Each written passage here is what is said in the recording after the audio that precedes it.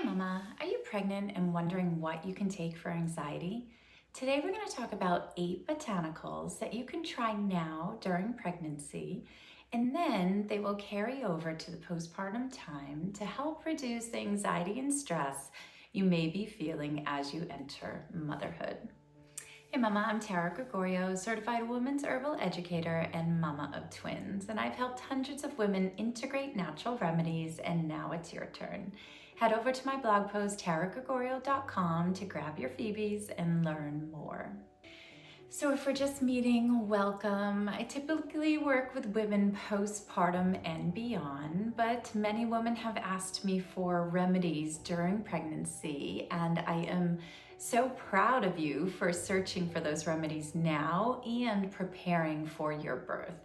I wish I was prepared for my birth of twins because it took me by storm. It took me by shock. So if I had these remedies to consider, things may have gone a little bit more smoother. So today we're going to talk about 8 remedies that you can integrate into your life right now. Here are the 8 remedies to consider during pregnancy. Let's talk about some precautions though. The first 3, lavender, chamomile, and lemon balm, are more gentle. The next 4, California poppy, passion flower, skullcap, and valerian, are to be used just in the 2nd and 3rd trimester and for a short term. So you never want to overdo anything, and when there's a stronger sedative, such as these 4, then just keep in mind short-term use is fine. And so number 1, chamomile. It's the best herbal remedy during pregnancy and postpartum, and even for your babies when they're born, your infants. It's the number 1 botanical as long as there is not an allergy to the herb. It's the number 1 botanical to help soothe anxiety. Taken best as tea, you can drink a few cups of tea 1 to 2 hours before bed to prevent night waking, and enjoy with a little bit of honey and milk if you choose. Lavender is amazing for sleep, anxiety, and generally considered safe during pregnancy. The oil has been shown to inhibit the stimulant of caffeine, so if you happen to have too much chocolate or caffeine, or coffee I should say, then lavender is your girl. The herbs should be taken as a tea or tincture, and the essential oil should never be taken internally during pregnancy. So a little bit of lavender in your tea would be lovely. I find that a bit too strong, so I don't care for the tincture too much. Lemon balm is quite amazing. It is yummy and lemon. You could replace your chamomile tea with lemon balm, adding in milk and honey if you like. Promotes sleep, relieves anxiety, and great if you are sick. So if you get a cold or the sniffles, it's really nice. There are some precautions if you're on thyroid medication. They could hypothetically affect your thyroid, so just keep that in mind. In small doses you should be fine, but always consult your doctor with any new herbal medicine. Skullcap, again, we're getting to the stronger botanicals here. So skullcap is used for headaches, insomnia, stress, tension, promotes sleep and anxiety, and is considered a stronger nervine than chamomile, lemon balm, or lavender. Used for tight muscles, nervous tics, and grinding your teeth. Again, with these next strong herbs, consider just for short-term use, probably a tincture in the 2nd and 3rd trimester when you cannot sleep at night. Skullcap could be added to your herbal tea as well. California poppy for sleep, anxiety, again considered a stronger nervine than chamomile, lemon balm, and lavender, so that means only the 2nd and 3rd trimester and only for short-term use. So just keep that in mind when you're considering these stronger botanicals.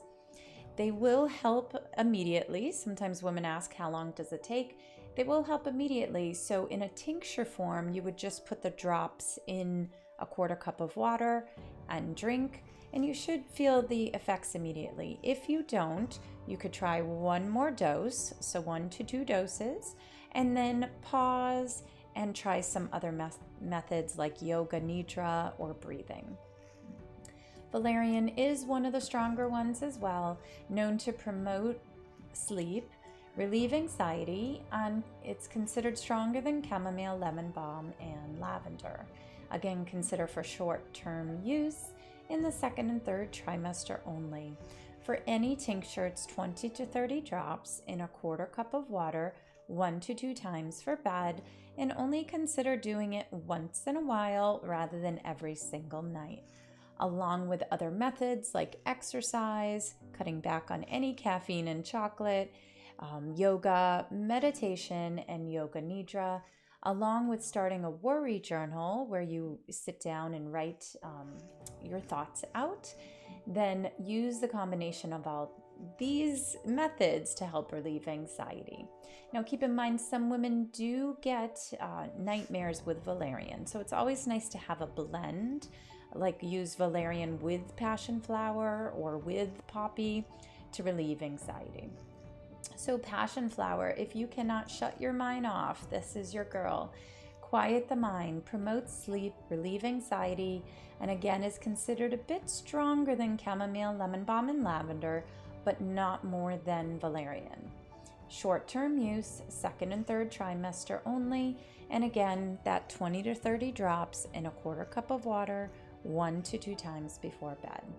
Now, if you have no known allergies and you've used herbal medicine before pregnancy, then you may be familiar with these botanicals and you might be able to take a combined tincture that would help soothe your anxiety and aid your sleep at night.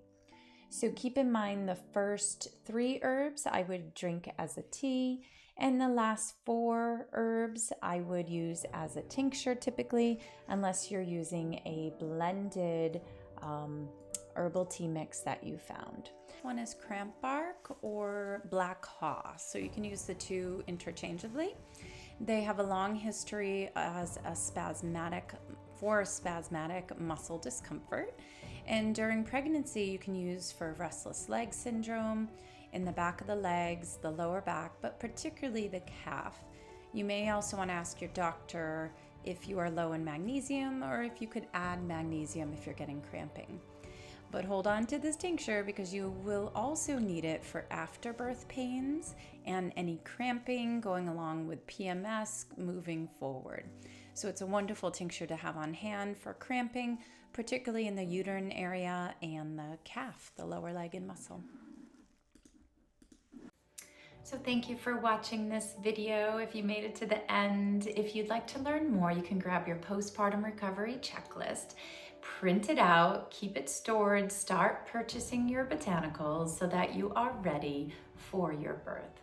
If you have any questions at all, don't hesitate to reach out and ask at hello@taragregorio.com or at Instagram, Tara J. Gregorio. Thank you.